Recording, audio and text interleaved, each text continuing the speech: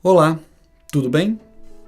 Meu nome é Alexandre Olivan, sou professor, especialista e consultor na área de comércio exterior há 25 anos, pastor luterano do Ministério Chama Viva de São José dos Campos, região do Vale do Paraíba e Sorocaba e região. Atualmente candidato a deputado federal pelo estado de São Paulo, número 5107.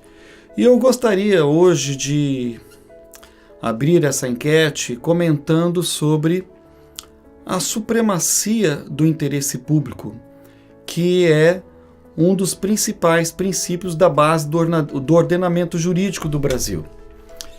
E antes de eu abordar esse assunto, eu gostaria de ler um versículo que está na Palavra de Deus no livro de Ester, capítulo 10, versículo 2 e 3, que diz o seguinte: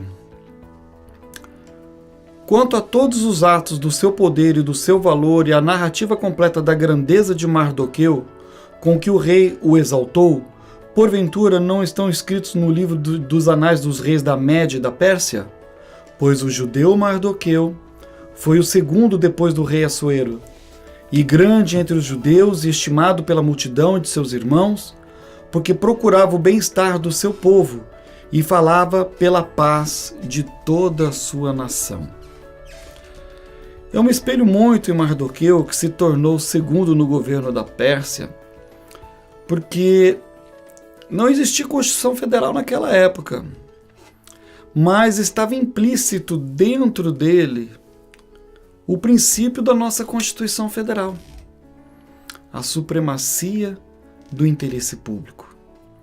E um outro princípio que se chama a indisponibilidade do interesse público, que garante o quê? Que garante o interesse do povo, da nação brasileira, o interesse do coletivo sobre o particular. E é isso que eu gostaria de falar.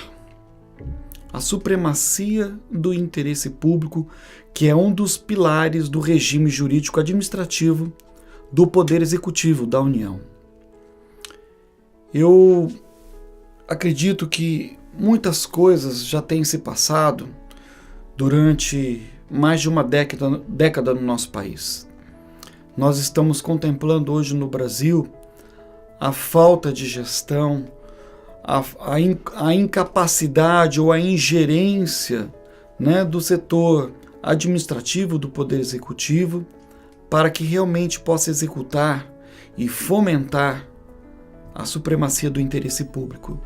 Porque o judeu Mardoqueu, ele trabalhou a favor do interesse público. Ele trabalhou pela prosperidade da nação brasileira. Ele trabalhou, da brasileira não me perdoe, pela prosperidade da nação judaica. E trabalhou também pela paz de toda a nação no reino do rei Assuero.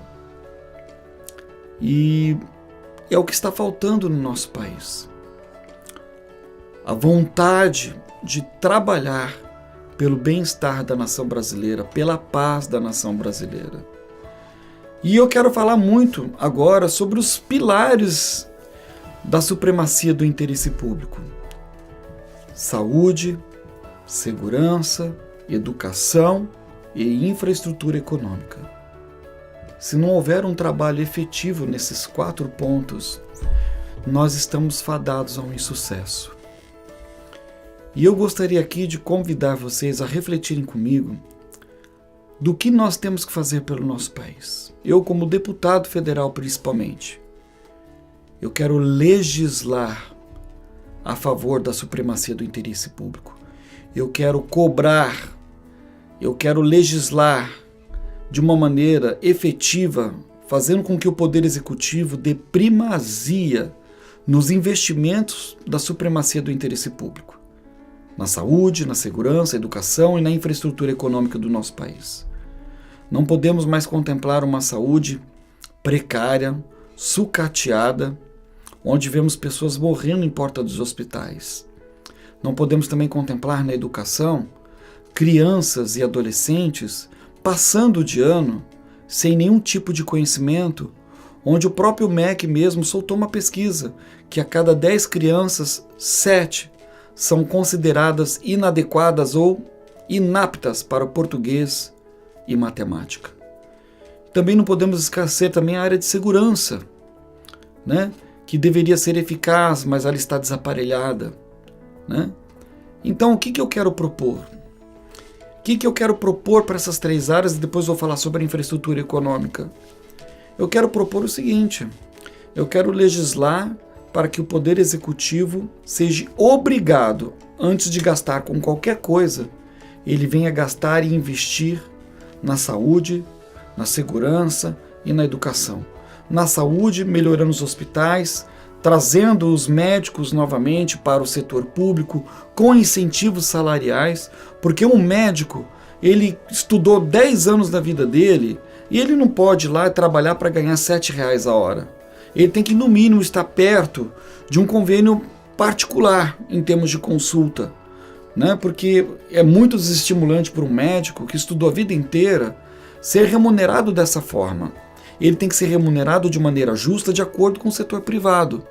Então, não é só melhorar a infraestrutura da saúde, mas é melhorar as condições salariais dos médicos e criar e propiciar um ambiente adequado para que eles tenham recursos e ferramentas e recursos materiais e humanos para executar um trabalho com excelência a favor do interesse público, a favor da nação brasileira.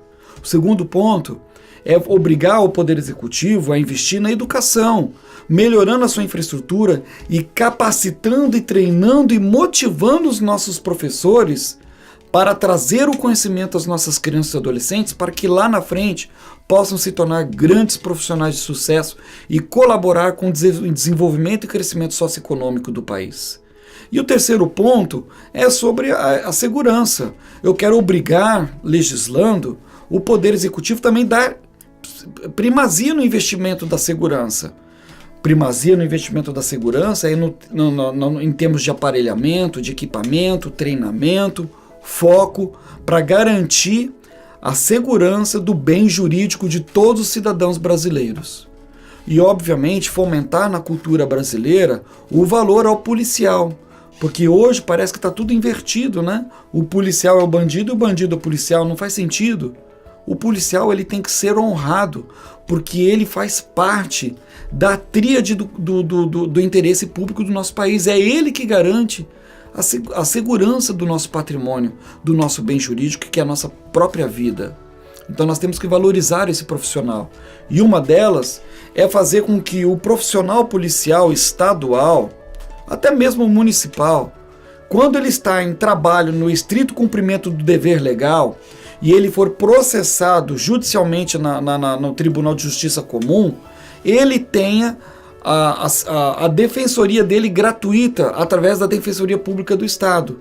Porque hoje, o policial no estrito cumprimento do dever legal, ele está trabalhando por força de ordem, né? E ali o cidadão processa o policial, sendo que ele estava no exercício do seu ofício. E ele tem que desembolsar do seu próprio bolso a defesa dele, que eu acho isso totalmente incoerente. Porque se ele está trabalhando para o Estado, o Estado deve dar o respaldo de fornecer para ele pelo menos a defensoria pública do Estado a favor dele, porque ele estava no estrito cumprimento do dever legal, né? Então, saúde, educação e segurança vai ser prioridade na minha vida no que tange a legislação para que obrigue o Poder Executivo a dar primazia nos investimentos dessa tríade básica. E, em quarto lugar, é a infraestrutura econômica. Eu trabalho nessa área há 25 anos. Nós estamos precários em termos de infraestrutura econômica, na malha ferroviária, na malha rodoviária, nos portos e aeroportos, frente a outros países que estão, assim, muito à frente em termos de tecnologia e infraestrutura nessa área. Nós precisamos ganhar corpo na parte de infraestrutura econômica para que não somente venhamos atrair investimentos externos, mas para que venhamos facilitar o escoamento das nossas mercadorias, das nossas cargas para exportação no mundo inteiro. Precisamos de investimentos que fomentem e viabilizem a competitividade das nossas empresas no Brasil. Então quero legislar a favor da indústria, do comércio e de serviços para que possa haver um ambiente propício e motivador para que os empresários possam continuar trazendo para o Brasil o emprego, trazendo para o Brasil a dignidade do cidadão, o trabalho, que hoje estamos na casa de 12 milhões de desempregados. Isso não pode mais acontecer. Então, eu quero legislar a favor destes 4 pontos: saúde, segurança, educação e infraestrutura econômica. Eu quero garantir para o Brasil o bem-estar da nação brasileira. Quero garantir para o Brasil a paz da nação brasileira.